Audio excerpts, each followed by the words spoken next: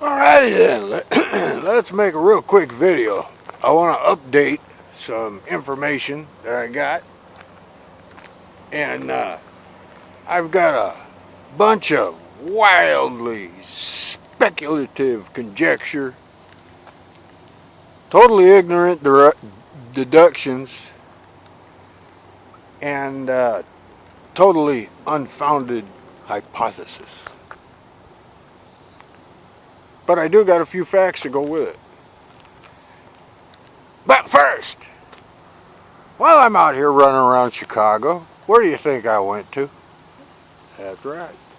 I went to my favorite store, Fry's. And I bought a shootload of 256 gig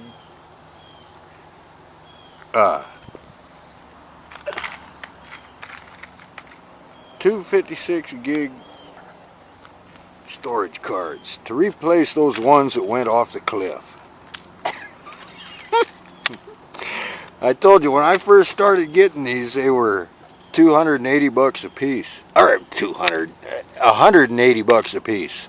But now the prices come down to 40 bucks, so they are definitely worth it to me. And now I got another set of storage stuff, and of course I have to operate on the premise that those might get lost too, because they're so tiny. But then I've got three cameras that take 256 gig cards, so they can record all day. Okay, they can record all week. So anyway, a lot of new information has come out. I've told you about this guy, and this is all from, well, my head.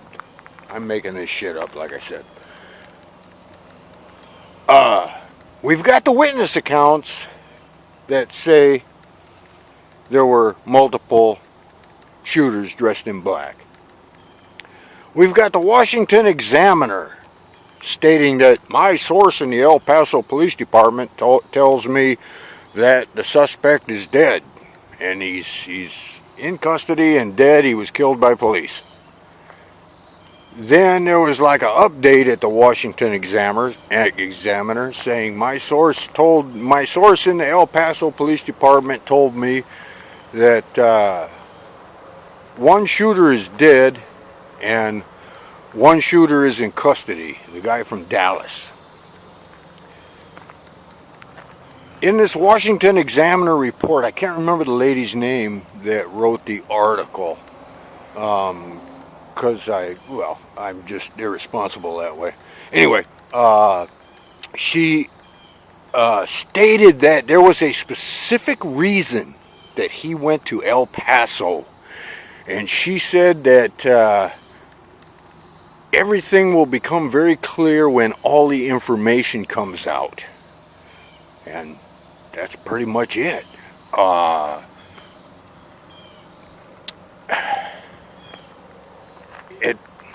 She said there's a specific reason he went there. What that could be, I don't know. Now, on August 3rd of 2018, we had information saying that there was a shooter, and it said, focus on the father, focus on the therapist, and take it back 20 years. Now I'm thinking, do you remember I just made a video not too long ago about the therapists that were dying? They were dropping like flies. They were being lured out of the country and then they'd die. And we had a therapist from Dallas. I think he was taken out toward Fiji or somewhere. He didn't go to the Dominican Republic like the rest of them. The guy from Dallas went toward Fiji, I believe it was. Indonesia, I don't know where he went. Anyway, he went out there and died.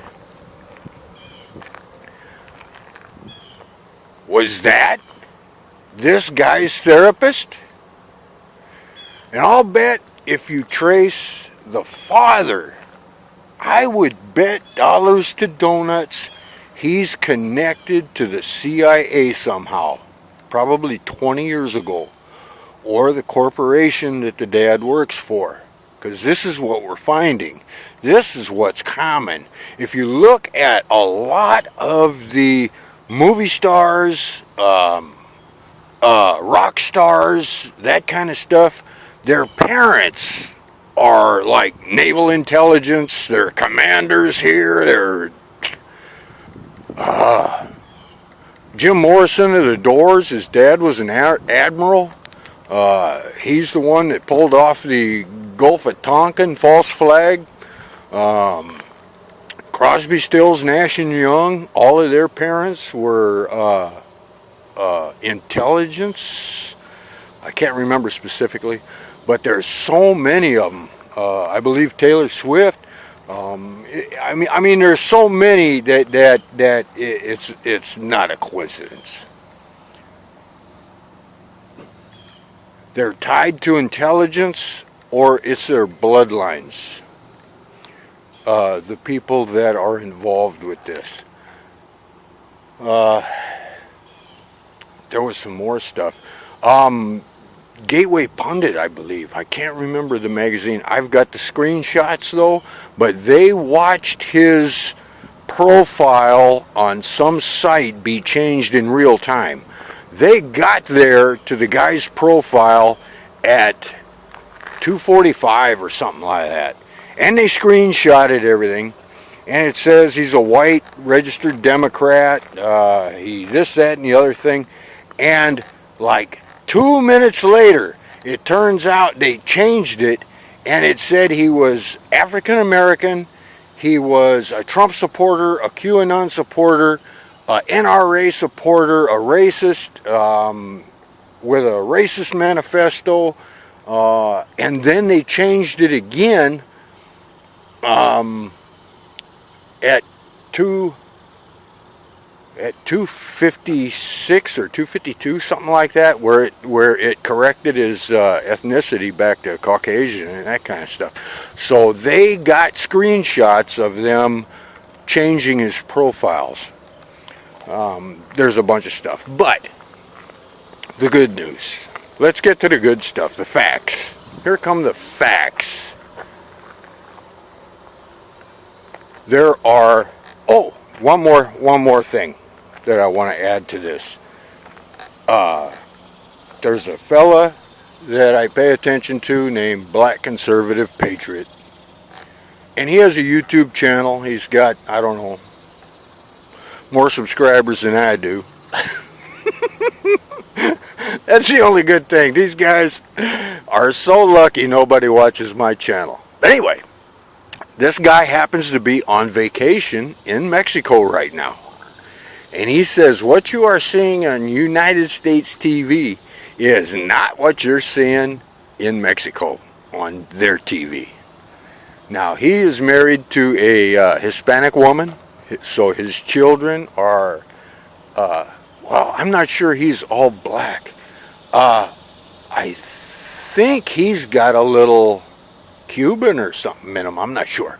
But anyway, his wife is Hispanic. They're in Mexico right now, and they say that what you see on the Mexican TV is not what you're seeing on the United States TV. He says in Mexico they're talking to eyewitnesses who are there in El Paso, who describe multiple shooters dressed in black. And anyway, now let's get to the facts. The facts are, this guy was from Dallas. Grizzly McFagum territory.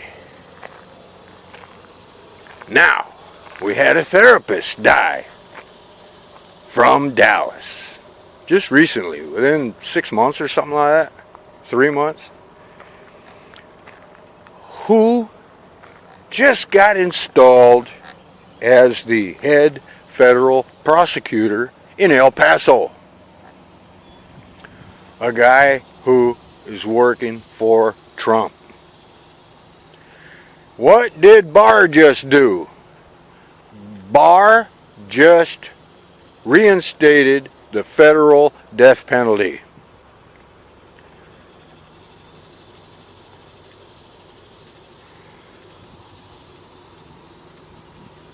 To add a few things in there, this attorney in El Paso used to work for Scalia, the one who died mysteriously in Texas, and he used to work for Kavanaugh. So you can bet this guy is on board with justice, real justice, not covering up justice. You can bet they've already stated they're going for the death penalty. And they stated they want the best on this case. Do you know who the best case? Do you know who the best for the case is that they put on? John Huber. So John Huber is working with this El Paso federal prosecutor. This El Paso federal prosecutor says he is going to get to the bottom and all of the peripherals of this case. Meaning, I think it means he's not going to go for the storyline. Hey, there was one shooter. Hey, he's in custody. Deal done. Let's shoot him through the system. It's not going to work like that. Why is Huber in Utah? Anybody got an idea? How many assistants does he got? Any idea?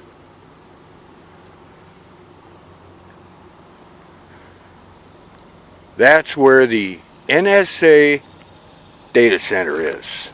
The big brand new one that they just built. Now, if there's another guy laying on the ground in real life, if there really was somebody else killed, or somebody killed and somebody in custody, that's automatically a conspiracy. So if this report that police killed somebody as a shooter, and then they've got this supposed lone shooter in custody, that necessitates an investigation.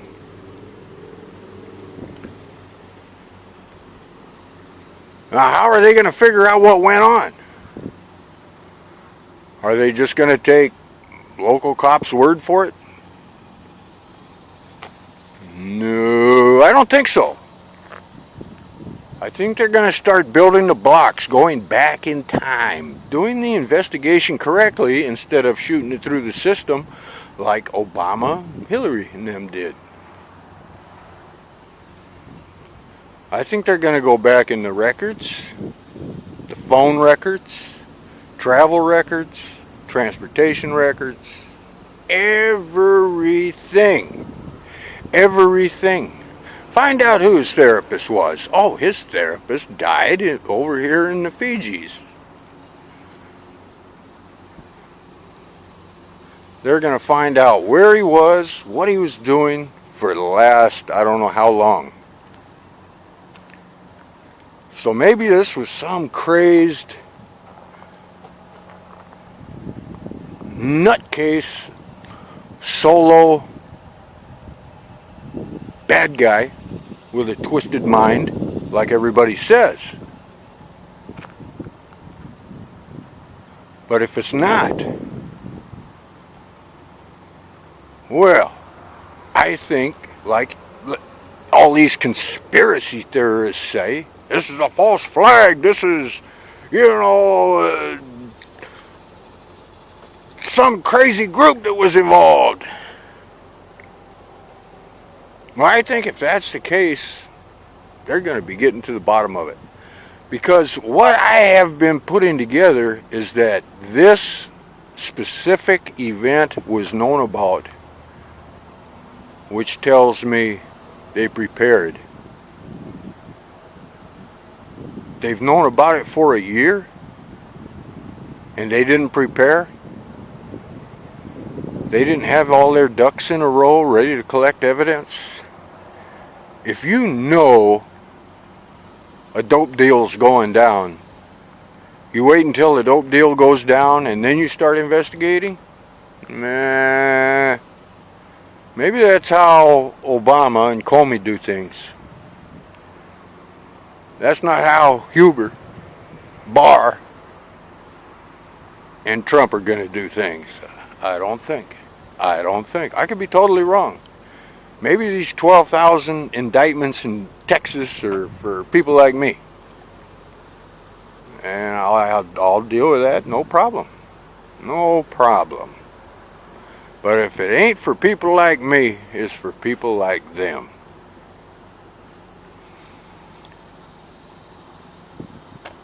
And I think that's where this is going. They were ready for this. They wanted to collect all the evidence on this kind of stuff and bring out those people involved.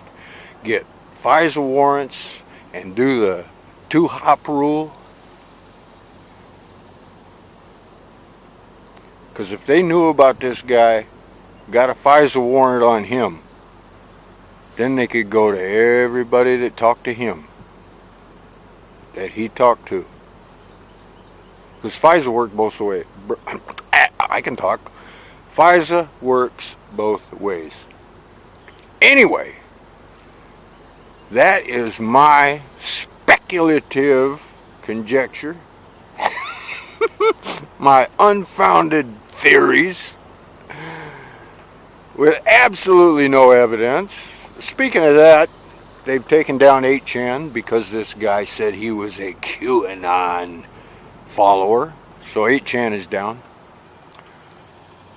The Cloudflare said enough is enough. All these shooters that are connected to 8chan is too much. We have to shut you guys down. So they shut down 8chan.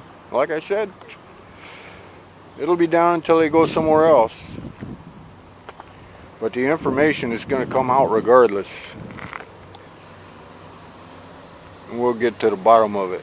Hope that helps. Talk to you later. Bye.